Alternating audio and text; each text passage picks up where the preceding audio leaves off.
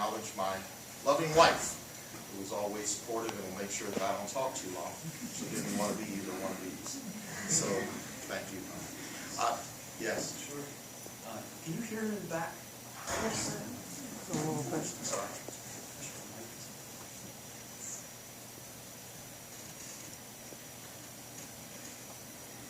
It's not usually a problem you have with that. I just don't know. It's all right. It's everything.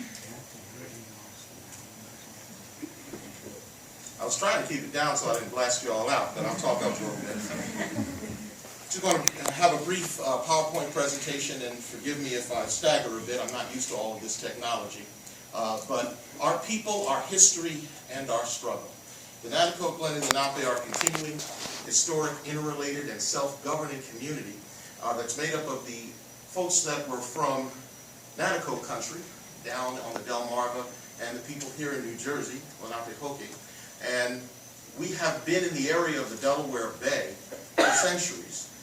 There are those who suggest that we've been in that area for 10,000 years or more. I'm not sure about that, but I'm sure the chief can answer it, because he likes to talk about how old he is, but he's not quite that old. Our specific family and tribal origins have been documented. They've been studied for centuries. And our enrolled tribal citizens must meet a descent criteria that includes a blood quantum requirement. The Lenni-Lenape occupied this territory, which we call the Lenape-Hokie. It's an area that reaches up into southeastern New York, southwestern Connecticut, all of New Jersey, which we call Shaikti, and then on the eastern part of Pennsylvania along the Delaware River, all the way down into northern Delaware. The Nanticoke territory was across the central Delmarva, starting in the area of the Chesapeake Bay, and eventually moving all the way across to the Atlantic and Delaware Bay area. We have maintained community in the Bay region. In colonial times, the British referred to us as the Bay Indians. The term Delaware has been also used to label our people, especially those that were forced to migrate further and further west and on up into Canada by about the year 1740. In the 1600s, Nanticoke families that originally emerged, the Nanticoke tribe originally emerged from the Lenape in very ancient times, moving further south and establishing their homeland on the Delmarva Peninsula. During the 1600s and the beginning of the disturbance that occurred after contact, European colonization, we find Nanticoke people beginning to rejoin and migrate into Lenape territory. And once again, the tribes began to re-merge, so to speak. Many Nanticoke people traveled with the Lenape as far west as Oklahoma, as far north as Ontario, Canada. An interesting story is I was in Oklahoma, and I asked were there any Nanticoke families that still identified as Nanticoke among the Delaware that were out there. And one of the elders of the tribe out there told me that they knew that there were Nanticoke here, but they weren't sure which families came from the Nanticoke community. But they had a guy named Nanticoke, and he couldn't figure out why. So I said, most likely, that's one of our relatives from the Delmarva Peninsula. By the 1800s, there were many of us who were living along the banks and tributaries of the Delaware River. And as a result, when we came together, the families began to coalesce in 3 small communities around the Delaware Bay area. We are the northernmost of the communities of Nanticoke and Lenape people, and that's in the Cumberland County area, in the area of Bridgeton, which used to be called Cohansey Bridge. And the reason it was called Cohansey Bridge is because that community was in the area that was called Cohansey. The Cohansey Indians of Cohansey Bridge were our ancestors. Further south, related community, same families, in the area of Cheswold, Delaware, just outside of Dover. And further south still, in Sussex County, Delaware, in a community called Millsboro, in the old Indian River area, is the southernmost community. All of us are interrelated, intermarrying for centuries.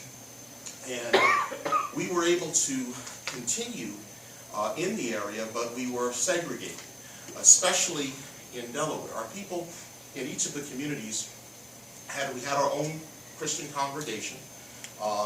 And in Delaware, there were even segregated schools, and a special racial designation was placed upon those of us who were in Delaware. And most of our families we have relatives on both sides of the river, of the bay. One of the things that is interesting is that our communities were able to maintain their cohesion because of tribal churches. Around the end of the 1700s, beginning of the 1800s, many of our people began to form congregations that were uniquely ours. While Christianity began with our people as early as the 1600s and well documented by the mid-1700s, in the early 1800s, separate congregations formed along those tribal identity lines. And for about 150 years, each of our communities continued to survive and govern itself through the tribal churches that continue to exist to this very day. Matter of fact, it's only been since the 50s or 60s that those churches actually had integrated membership. And around that time, during that integration, is when many of our tribal governments began to separate from the church in regard to tribal organization. And in the 70s, Chief Gould was one of the leaders that actually reorganized the tribe under a tribal constitution with a tribal chieftaincy and an elected council. Today, our nation is made up of approximately 3,000 enrolled citizens with an additional 10,000 non-enrolled tribal descendants who are concentrated in southern New Jersey and in northern Delaware. Our people were listed around the area of 1948 by the Smithsonian Institution in two studies that were done, identifying continuing American Indian communities along the eastern seaboard. We're a member nation of the National Congress of American Indians, which is the oldest and largest organization of tribal governments in the country, and the United League of Indigenous Nations, which is an international treaty organization.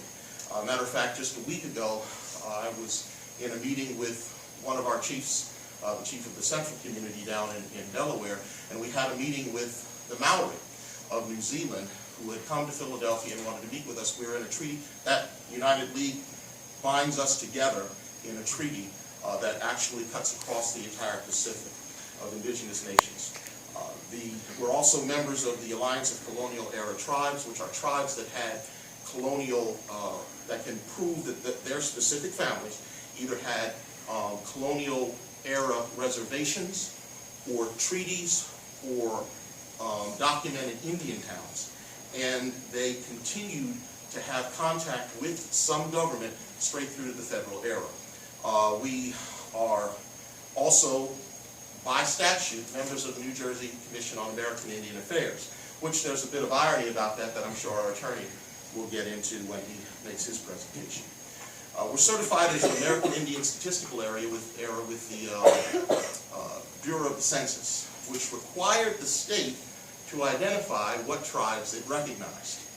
And we were certified at the federal level because the state of New Jersey said we were a tribe, along with the other two tribes that are affected by the action of the state, both in 2000 for the 2000 census and also for the 2010 census.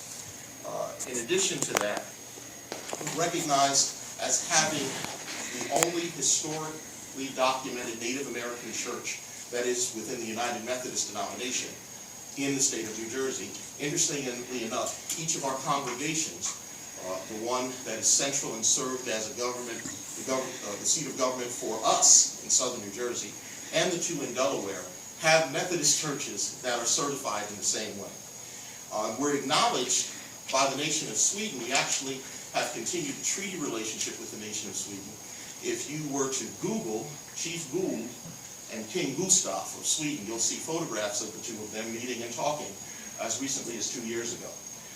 In fact, when the nation of Sweden opened its embassy, we were not only part of the public celebration, but also the private celebration for the diplomats because of that continuing friendship and relationship. And while it's not listed on the slide, the oldest committee formed here in the United States that was non-indigenous was the Committee of Friends that part of the Quaker organization out of the Philadelphia yearly meeting called the Indian Committee.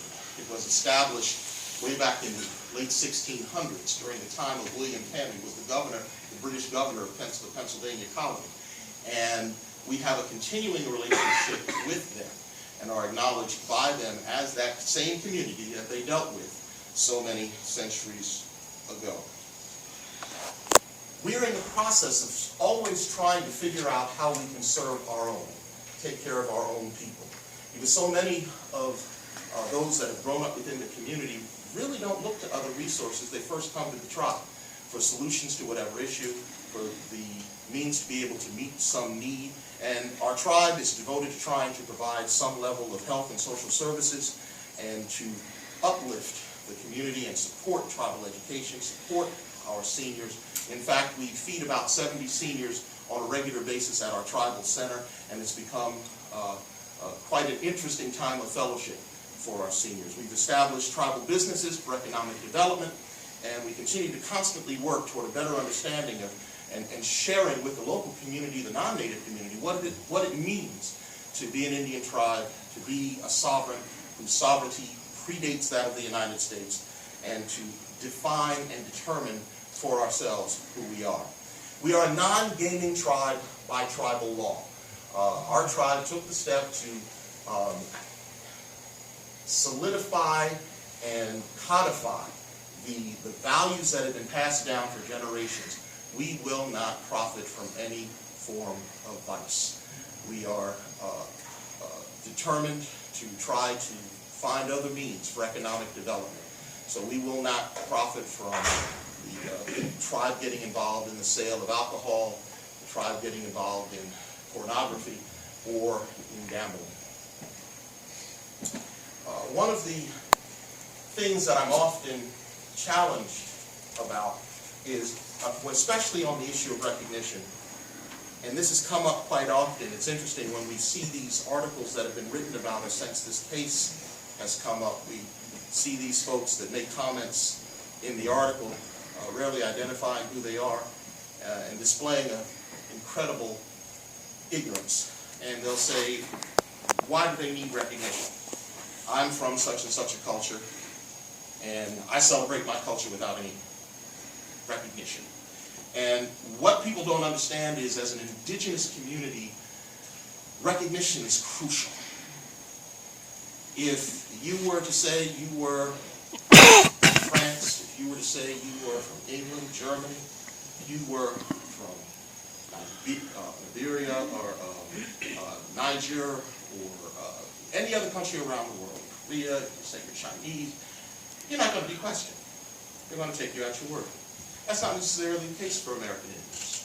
If there are set-asides for your specific community, your gender, your race, your ethnicity, you don't have to be certified by anyone to be able to apply for those things. That's not so for the indigenous people of this country. That's not so. Additionally, our tribal governments, as I said before, predate that of the United States.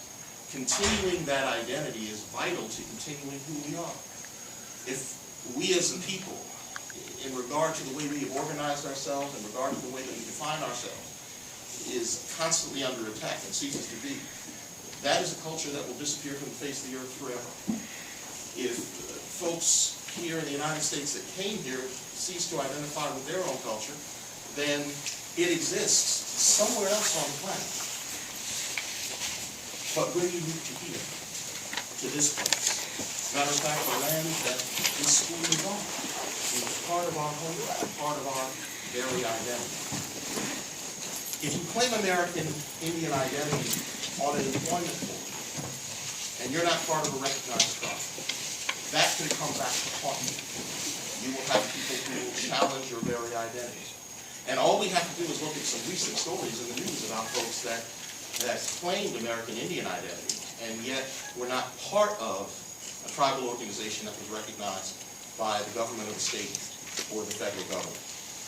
American Indians cannot even produce craft work that is part of the tradition of their family, maybe passed down from one generation to the next, and label it American Indian or Native American art or even the name of the tribe, unless that tribe is recognized by a non-tribal government, the government of the United States at the federal level, or the government of the state in which they live. Well, that is one of the great issues that we are having, and the thing that actually initially triggered the lawsuit. And it is because our artisans that enjoy the protections of being able to have their American Indian craft work certified as genuine American Indian artwork suddenly weren't able to do it. There are hefty federal fines for anyone that is not a member of a federal or state tribe to claim that their craftswork, their artwork, is Native American if they don't have that seal of approval from a non-tribal entity. We have, for over 30 years, had enjoyed the recognition from the state of New Jersey in an unquestioned fashion. And then suddenly, with the swipe of a pen, that fell into question. We have an ambiguous type of recognition. And when recognition is suddenly taken away or denied, the word for that is termination. And it's a word that goes back into the history of the United States. Matter of fact, during the late 40s and 1950s, the word termination was one of the greatest threats to the existence of tribes here in the United States, because the policy at the federal level was to break its relationships with tribes that it had treaty relationships with for many generations, and to terminate those tribes, breaking off their ties and no longer recognizing those tribes, which has a devastating impact on the tribal communities that have so many other restrictions in regard to continuing their own culture. It puts our crafters in jeopardy of federal prosecution. Students are unable to qualify for American Indian scholarships. There are some schools that won't even accept them. Tribal citizens can't claim American Indian identity on some employment forms. The tribe no longer qualifies for crucial grants that are very important and necessary for us to be able to serve our people. The tribal businesses can't file for special set-asides that other minority and disadvantaged businesses can without having to go to some entity to certify as to who they are. And the tribal governments may lose their voice in regional and national and international organizations and venues. It is a crucial issue for us. This is your part. Yeah. I'm sorry.